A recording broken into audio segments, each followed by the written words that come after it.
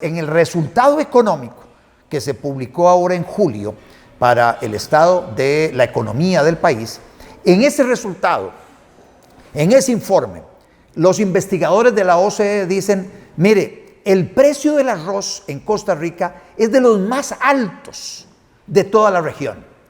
O sea, el precio del arroz es altísimo, es carísimo el arroz. ¿Cómo está el arroz en Costa Rica? Carísimo. Bueno, eso lo dice la OCDE. Hay una gran cantidad de estudios que se vienen haciendo hace muchísimos años de la Academia Centroamérica, del Banco Central, de la Contraloría, en fin, de una gran cantidad de actores, señalando que el precio del arroz tiene una gran cantidad de distorsiones que hacen que sea muchísimo más caro.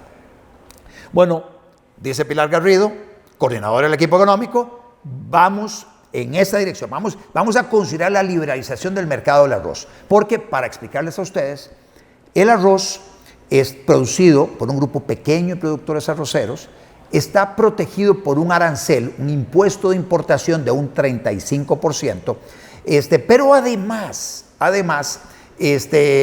cuando ya se agota la producción nacional, porque también hay que decirlo, la producción de este poquito de productores nacionales no alcanza para todo el consumo de arroz de los costarricenses durante un año. Básicamente alcanza para el 35-40% del consumo nacional es producido por arroceros, productores de arroz costarricenses. El resto se tiene que importar. Y aquí es donde viene el tema. Entonces, ¿quién es la única entidad que puede importar arroz? La Corporación Arrocera, Conarroz. ¿Quiénes controlan la corporación arrocera? Los industriales del arroz y los productores del arroz. Ahí no hay consumidores. Entonces, ¿qué es lo que hace la corporación arrocera?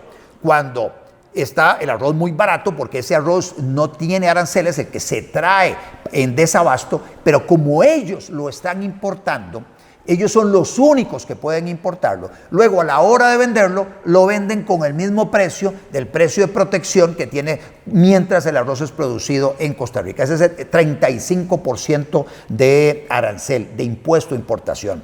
Esa parte se la reparten entre los industriales del arroz y los productores del arroz, sin haber producido nada, sin haber procesado industrialmente nada. Vean el negociazo de Conarroz.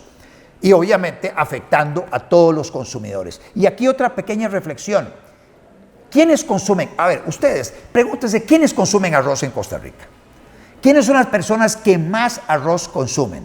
Y de esas personas, ¿cuáles de esas personas utilizan un porcentaje mayor de sus ingresos para consumir arroz? Háganse esas preguntas. La respuesta a esas preguntas es que las personas de los estratos socioeconómicos más bajos del país son los que utilizan un porcentaje mayor de sus reducidos ingresos en la compra del arroz, que está básicamente en la dieta de todos los días de los costarricenses. Pero como porcentaje de los ingresos mensuales que recibe una familia, el pobre gasta mucho más que el rico en la compra del arroz. Para el rico es algo marginal lo que le dedica a la compra del arroz mensualmente, mientras que para el pobre tiene que pagar muchísimo más de sus ingresos por el arroz que consume. ¿Qué significa esto? Que el precio del arroz tan caro, que con ese arancel de protección para proteger a esos 600 y un resto de productores y a casi unos 20 industriales que hay del arroz, básicamente lo que significa es que estas personas, los más pobres de Costa Rica, donde hay 1.200.000 personas en pobreza, 1,5 millones de personas en pobreza, básicamente lo que hacen es subsidiarle o transferirle riqueza, recursos a un grupo muy pequeñito de productores, 20 industriales y unos 600 productores de arroz. ¿Consideran ustedes que eso es justo? Imagínense lo que se podría lograr en beneficio de 1,5 millones de personas muy pobres si se lograra bajar el precio del arroz a través de la liberalización del mercado, a través de la eliminación del impuesto de importación que existe hoy para el arroz, con el propósito de que haya libre competencia y que haya libre comercio y que se pueda traer el arroz de diferentes mercados, con el propósito de lograr un precio muy bajo para que el pobre pueda sacarle más provecho a sus escuálidos y reducidos ingresos. Entonces, bueno, Pilar Garrido, volviendo al tema, Pilar Garrido dice, vamos, en la línea en lo que plantea OCDE, vamos a liberalizar el mercado del arroz, ¿ok? Y entonces, por otro lado, o sea, se nos hace creer que están caminando en esa dirección y resulta que el domingo, ayer, se firma un acuerdo, que es el que tenemos ahí en pantalla, se firma un acuerdo por el ministro de Agricultura, por el presidente ejecutivo del Consejo Nacional de Producción y la ministra de Economía. Nuevamente, aquí lo que tenemos es a dos ministros con un presidente ejecutivo, el del CNP, que llegan y dicen, mire, nos vale un pepino lo que diga la ministra coordinadora del equipo económico, nos vale un pepino. Nosotros, Ministerio de Agricultura, Ministerio de Economía y Consejo Nacional de Producción, nosotros vamos a firmar un acuerdo con los arroceros, industriales y productores de arroz, con el propósito de, vean ustedes, uno, garantizarles de que ese 35% no se va a tocar, el impuesto de importación no se va a tocar. Además, vamos a revisar el acuerdo de Costa Rica con el tratado con los Estados Unidos y el resto de países centroamericanos de abrir el mercado del arroz y eliminar el arancel para el año 2024, de tal manera que vamos a revisar eso. Uno se imagina que es con el propósito de ver de qué manera se extiende esa protección. Dos, vamos a utilizar recursos de banca del desarrollo para arroceros. Vamos también a aprobar una ley para crear un fondo de compensación para los arroceros. En fin, vamos a mantenerles sus privilegios, y no solo a mantenerles su privilegio, sino que además les vamos a dar un poco más.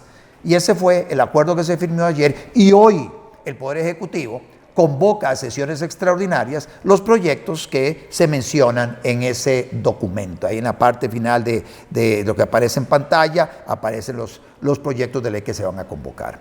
Vean ustedes nuevamente lo desafinado que es este gobierno, pero además donde claramente el compromiso de este gobierno es con un grupito muy pequeño de productores de arroz, un grupo mucho más reducido de industriales del arroz, afectando a 1.200.000 personas pobres. Y lo paradójico de todo esto es que el Partido Acción Ciudadana se ha vendido a lo largo del tiempo como el partido que en teoría defiende a los pobres. El partido Frente Amplio, que tiene una representación en el Congreso, resulta que en el pasado se presentaba también como el partido que defiende supuestamente a los más pobres, y aquí están felices de la vida con este tipo de arreglos donde los pobres terminan pagando mucho más por el arroz para beneficiar a un grupito muy pequeño de productores que, dicho sea de paso, muchos de ellos no son competitivos, producen en muy pequeña escala, poca mecanización, pero además el gobierno afectándoles a ellos en su estructura de costos, porque el pick-up que utilizan para trabajar tiene más impuestos, porque no se permite, el gobierno no lo está permitiendo, que se utilicen nuevos insumos agropecuarios mucho más efectivos, más eficientes, más amigables con el ambiente, que les permite aumentar el rendimiento por hectárea. El gobierno no les permite utilizar esos insumos agropecuarios que sí están utilizando productores de arroz en otros países, y ni se diga del tema de las cargas sociales, ni se diga del tema de los caminos, etcétera. O sea, tenemos una gran cantidad de distorsiones ocasionadas por el gobierno, y no vemos al Partido Acción Ciudadana atacando esas distorsiones. Obviamente el gobierno no lo está haciendo. No vemos al Partido Frente Amplio atacando esas distorsiones, y lamentablemente tampoco vemos en la agenda de las bancadas legislativas del resto de los partidos